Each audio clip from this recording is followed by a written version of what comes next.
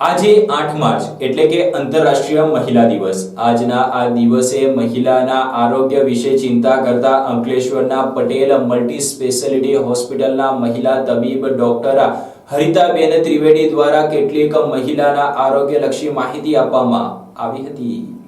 Women's ડેની આપ સૌને ખૂબ ખૂબ શુભકામનાઓ. નારી તું નારાયણી. સ્ત્રી એક પત્ની છે, એક દીકરી છે, એક બહુ છે, એક બહેન છે, પણ આ બધી જવાબદારીઓ લેતા એ પોતાની સહેજની જવાબદારી લેતા ભૂલી જાય છે. એટલે હું ડૉક્ટર હરિતા ત્રિવેદી, પટેલ હોસ્પિટલની સ્ત્રી અને પ્રસૂતિ રોગ નિષ્ણાત, તમને આ રૂપે મારું મંતવ્ય જણાવવા આવી છું. સૌથી પહેલાં આપણે વાત કરીએ તો આપણે સ્ત્રીના જીવનકાળના અલગ અલગ પડાવો હોય છે. પહેલો પડાવ છે એડોલેસન્ટ એજ ગ્રુપ, જેમાં એક દીકરીના શરીરમાં ફેરફારો થાય અને માસિક ચાલુ થાય. બીજું છે રિપ્રોડક્ટિવ, જેમાં સ્તનપાન અને ગર્ભાવસ્થા મુખ્ય હોય છે. ત્રીજું છે આધેડ અવસ્થા, જેમાં માસિકની તકલીફો થાય છે. અને ચોથું છે મેનોપોઝલ અને પેરીપેનોપોઝલ, જેમાં માસિક પૂરું થાય અને વૃદ્ધાવસ્થા તરફ આગળ છે. સૌપ્રથમ વાત કરીએ એડોલેસન્ટ એજ ગ્રુપની. તો એડોલેસન્ટ એજ ગ્રુપને આપણે સરખાવીએ તો આપણે એવું કહી શકીએ છીએ, જેમ એક નાનું કુમળું છોડ મોટું થઈને વૃક્ષ બને છે, એમ એક નાની દીકરીના શરીરમાં ખૂબ બધા ફેરફારો થાય છે. તેનું સ્તન મોટું થાય છે, શરીર પર અને બગલમાં વાળ આવે છે અને છેવટે એને માસિક ચાલુ થાય છે. માસિક ચાલુ થવાની ઉંમર 11 થી 14 વર્ષ વચ્ચે નોર્મલ ગણાય છે. જો માસિકની સાયકલમાં હવે શું નોર્મલ છે અને શું નોર્મલ નથી એ જાણીએ. માસિકની સાયકલ 2 થી 7 દિવસ વચ્ચે ચાલે અને 21 થી 35 દિવસમાં પાછી આવી જાય તો એને નોર્મલ કહેવાય છે. પણ જો પીરિયડ 7 દિવસથી લાંબા ચાલે કે 20 દિવસથી જલ્દી પાછા આવી જાય કે ખૂનની ગાંઠો પડે તો એ નોર્મલ કહેવાતું નથી અને એના માટે ઈલાજ કરાવવો પડે. ઘણી બધી સ્ત્રીઓને માસિકની આગળ પાછળ સફેદ પાણી પડે છે. થોડું સફેદ પાણી પડવું નોર્મલ છે, પણ વધારે સફેદ પાણી પડતું હોય, એમાં ખંજવાળ કે વાસ આવતી હોય, દહીં જેવા ફોતરા પડતા હોય કે ગ્રીનિશ કલરનું ડિસ્ચાર્જ થતું હોય તો એના માટે ઈલાજ કરાવવો પડે. એક બીજી તકલીફ હોય છે માસિક વખતે અતિશય પેડુમાં દુખાવો થવો. એને આપણે પ્રાઇમરી ડિસ્મેનોરિયા કહીએ છીએ. તો એવી સ્થિતિમાં સૌથી પહેલાં આરામ કરવો જોઈએ, ગરમ પાણીનો શેક કરવો જોઈએ અને એના પછી પણ નિરાકરણ ના આવે તો એન્ટીસ્પાઝમોડિક દવા લેવી જોઈએ. પીરિયડ વખતે જે દુખાવો થાય છે એને દૂર કરવા માટે પીરિયડ ના હોય એ સમયે એક સંતુલિત આહાર લેવાનો, આયર્ન કેલ્શિયમવાળો ડાયટ લેવાનો, એક્સરસાઇઝ કરવાની નિયમિત. એનાથી ડિસ્મેનોરિયા ધીરે ધીરે થોડું થોડું ઓછું થતું જણાય છે.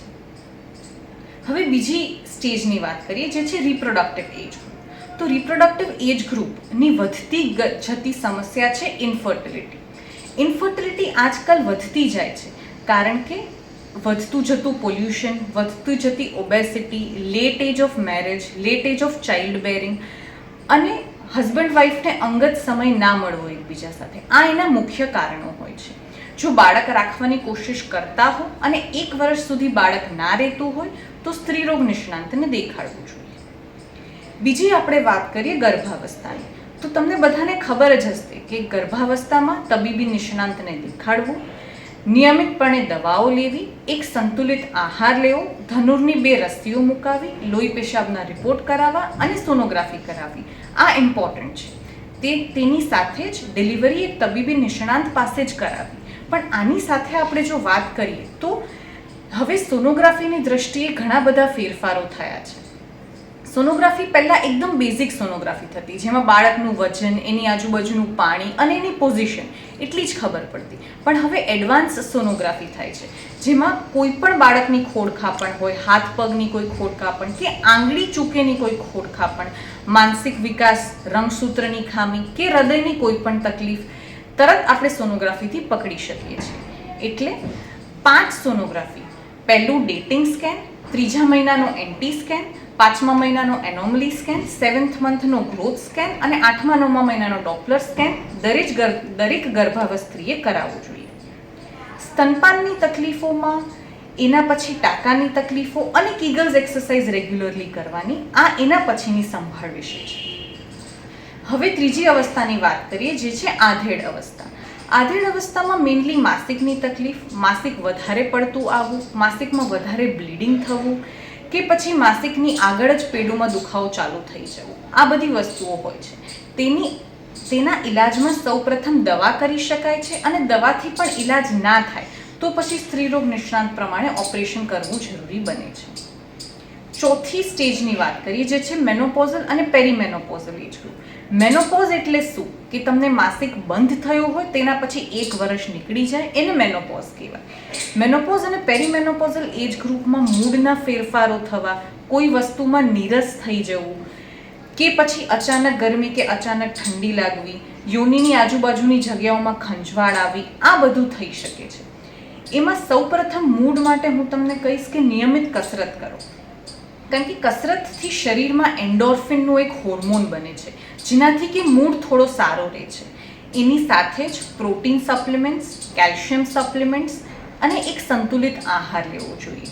તેના પછી પણ તેનું નિરાકરણ ના થતું હોય તો સપ્લિમેન્ટ્સ જેમાં કે ફાઇટોઇસ્ટ્રોજન્સ, મિનોપેઝ આઇસો, એ બધું તમારા સ્ત્રીરોગ નિષ્ણાંતને કન્સલ્ટ કરીને લેવું જોઈએ.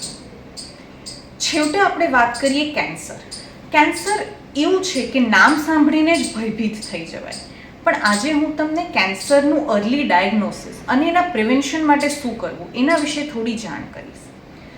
તો કેન્સરમાં સ્ત્રીમાં મુખ્ય 4 કેન્સર હોય છે: breast cancer, ovarian cancer, cervical cancer અને એન્ડોમેટ્રિયલ કેન્સર. સૌપ્રથમ આપણે વાત કરીએ સર્વાઇકલ કેન્સર. સર્વાઇકલ કેન્સર એટલે થેલીના મુખનું કેન્સર.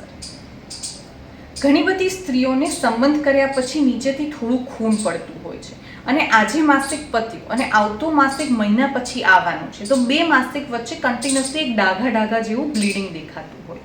એવી કોઈ પણ સમસ્યાઓ માટે તમારે ડૉક્ટરને કન્સલ્ટ કરવું જોઈએ, કારણ કે એ સર્વાઇકલ કેન્સર હોઈ શકે છે. એના ઘણા બધા કારણો છે, એનું એક કારણ છે સર્વાઇકલ કેન્સર. બીજું કે સર્વાઇકલ કેન્સરના પ્રિવેન્શન માટે શું કરવું જોઈએ. તો હવે સર્વાઇકલ કેન્સરના પ્રિવેન્શન માટે 2 વસ્તુઓ છે. એનું અર્લી ડાયગ્નોસિસ કરાવવું જોઈએ પેપ સ્મિયરથી. હવેના પ્રોટોકોલ એ છે કે એકવાર 31 વર્ષની ઉંમર ક્રોસ થાય એટલે દરેક સ્ત્રીએ દર 3 વર્ષે પેપ સ્મિયરની તપાસ કરાવવી જોઈએ, જેમાં કે સર્વાઇકલ કેન્સર બહુ આગળની તબક્કે પકડાઈ જઈ શકે છે. બીજું છે સર્વાઇકલ કેન્સર વેક્સિન. નોર્મલી કોઈ પણ વેક્સિનનું પ્રિવેન્શન 30 to 40% હોય છે, પણ તમને જાણીને આશ્ચર્ય થશે કે સર્વાઇકલ કેન્સરનું સર્વરિક્સ વેક્સિન, એનું દીકરીઓ કે જે અનમેરિડ હોય એમાં પ્રિવેન્શન રેટ ઓલમોસ્ટ 97% છે.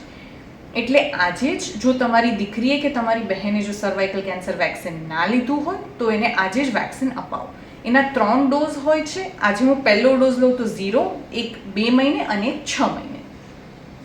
હવે આપણે વાત કરીએ એન્ડોમેટ્રિયલ કેન્સરની. એન્ડોમેટ્રિયલ કેન્સર એટલે ગર્ભાશયની અંદરની ચામડીનું કેન્સર. જો માસિક અનિયમિત હોય કે માસિક વખતે ખૂન પડ્યા કરતું હોય, માસિક પછી કે મેનોપોઝ થઈ ગયો એટલે આપણે પીરિયડ પતે એનો 1 વર્ષ થઈ ગયું, એના પછી જો ફરી બ્લીડિંગ ચાલુ થાય તો સોનોગ્રાફી કરાવી અને એન્ડોમેટ્રિયલ કેન્સરનું ડાયગ્નોસિસ કરવું જોઈએ.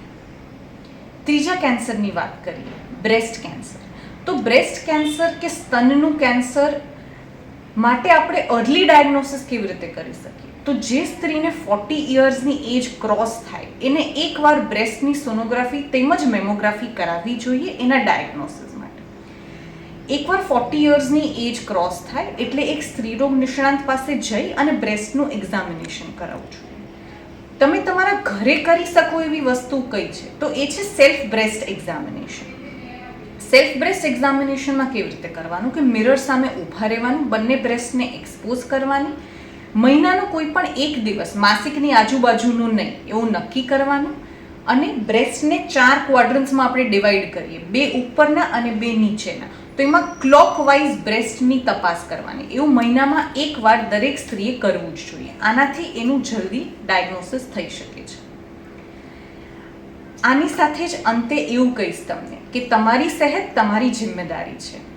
ઘરને સ્વર્ગ બનાવનાર એવી દરેક સ્ત્રીને વુમેન્સ ડેના મારા ખૂબ ખૂબ શુભકામનાઓ. ધન્યવાદ.